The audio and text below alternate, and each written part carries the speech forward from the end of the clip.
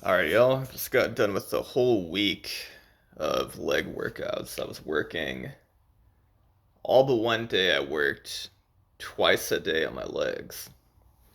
I would basically do this sort of overcoming isometric exercise for my hip adductors, combined with like internal rotation of the hips, right? So I would have like a yoga block between my legs, basically, and I would squeeze it together while lifting those feet out to the side laterally both ways, right? And that would just cramp up my adductors and my abductors, my abductors, glute medius and stuff like that, side of the hip. Get me primed for the next exercises, which were 20 rep, deep range, going as far as I can, calf raises, followed by 20 reps tibialis raises. So by that I just mean, where's my foot? There it is. That would be a tib raise, right? So I get my butt on a wall, scoot my feet out, and then just lift my toes. Okay, 20 times. Good pump in the tibialis anterior there. And then I would do soleus raises. So I would kind of put my hands on a wall, stand up relatively straight, get my knees going in front of my toes to the point where I would max out like my I guess like my soleus mobility, and my heels would raise slightly off the ground, and then I would start doing heel raises or whatever that would target the soleus muscle, the muscle kind of deep behind the gastrocnemius, if you will, in the ankle or the lower limb. Then I would go outside and start doing the reverse sled drags. Okay, and I started off the first day I went as long as I could, which being about 6.5 minutes, and I cramped up at that point, so I ended up stopping. And then I did lateral band walks. I did those for just 3 minutes the first day.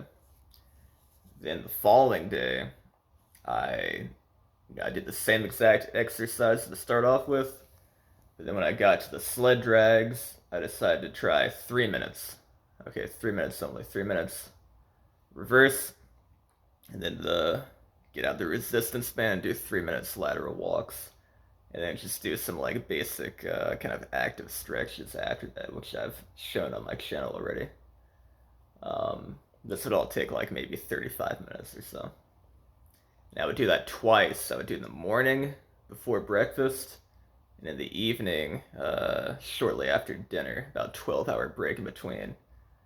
Next day, you know, I progressed that time of the reverse sled drags to 4 minutes, then five, then 5.5, and still doing that twice a day.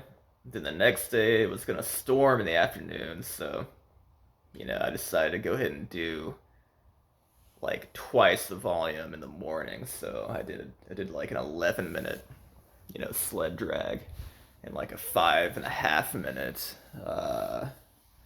lateral band walk.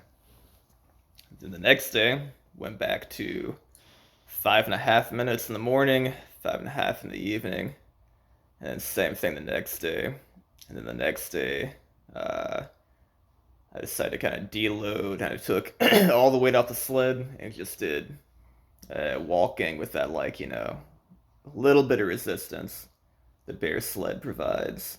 Forward, backwards, side to side. Skipped the lateral band walks and just did the lateral sled walks instead, which was an interesting stimulus. And then I did the same split squat kind of stretches in hip circles, but I did it with like less intensity. So instead of on level ground, for instance, I would raise my front foot on like a couple of cinder blocks and just get like deep into that stretch with less load on the joints. And then in the evening, I just worked on like balancing, excuse me, balancing and walking drills. So I would do like a drill where you would, ideally be in the dark. So I would go outside and I would just walk around the yard in the dark. Sounds ridiculous. And then I would, for balance, I would walk in a straight line, like heel to toe, but without looking at my feet. I would just look forward and kind of feel where I am. And then I would mix it up by doing the reverse, like walk backwards the same way. And then I would also do things like walk on my, toes or the balls of my feet only, or walk on my heels only with my toes up, or walk with like my toes pointed outward, so kind of walk like, show you, kind of like this, right?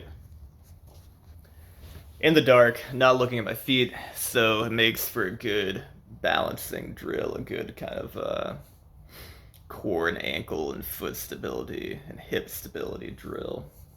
And just a nice like pump, a good pump in the area. You know what I mean? That was the whole point of this entire week, was to just get as much nutrients and circulation flowing through my legs and hips as possible, and kind of just open them up and get used to like using those at a moderate intensity throughout the day. So ended up being probably, I'd also go for walks and stuff too. I guess I can add that in there. I'd go for like a 2 to 4 mile walk every day too. So I was really working on my legs like 3 times a day the entire week. So I would say probably 14, maybe 12 to 14 hours of leg exercise. And man, I woke up this morning. I'm trying not to get sore from this. The idea is to just prehabilitate myself for the larger loads I'm gonna take next week or the week after, when these stitches are on my back. But man, I woke up this morning and had such a fantastic feeling in my lower body. Like, I just felt like I could feel, like literally feel, like the blood just rushing through my legs and my hips. Like, it felt insane. Like there was a river, or like a waterfall going like down and then back up like my legs when I woke up. It felt absolutely incredible. Uh, so yeah, that was my week. I didn't want to work too hard. First of all, because I want to focus on healing, right? One thing I tell people is like, if you're, training with children, let's say, you're coaching children, you don't want to like work them into the ground, because they need to have that energy and those nutrients to just grow and become adults, right? Same thing if you're healing from an injury or some sickness or something. You need to conserve your energy for the healing, and you need to do something that's going to promote the healing, the growth. So that's why I chose this kind of like, relative low intensity, high volume stuff this week, because I wanted to kind of get that good circulation, like, increase those nuclei in the cells and the muscles, and just kind of get as healthy as possible. You know what I mean? I feel like I've definitely accomplished that this week. I mean, my legs and hips feel fantastic. Like when I stand up, I just feel all that blood, man. Just like everything's circulating so well. So I'm gonna continue this, taking the full day off today. I'm doing just walking around and doing stuff around the house and stuff. But tomorrow, if the weather's gonna be pretty shitty the rest of the week, so I don't know if I'll be able to sled drag, but I might do something else instead. But I'm still gonna have the same idea, just like maybe twice a day, maybe 3 times a day for maybe half an hour each little session. Have these like micro workouts, And then when my stitches are out Thursday morning, I've got to take it kind of easy for a few weeks. I'm not gonna be able to put like a barbell on my shoulders because that's like exactly where that scar is gonna be. It's gonna hurt like shit. But I am gonna get slowly back into just like regular weightlifting kind of stuff, like back squats, deadlifts, whatever. And we'll see how that affects my climbing and stuff. I'm not really doing it so much to get better at climbing as I am just because I want to do it. And I think it'll be fun. Anyway, that's pretty much it, y'all. Rambling is over. Y'all take care. Stay strong. Keep crushing it. Peace.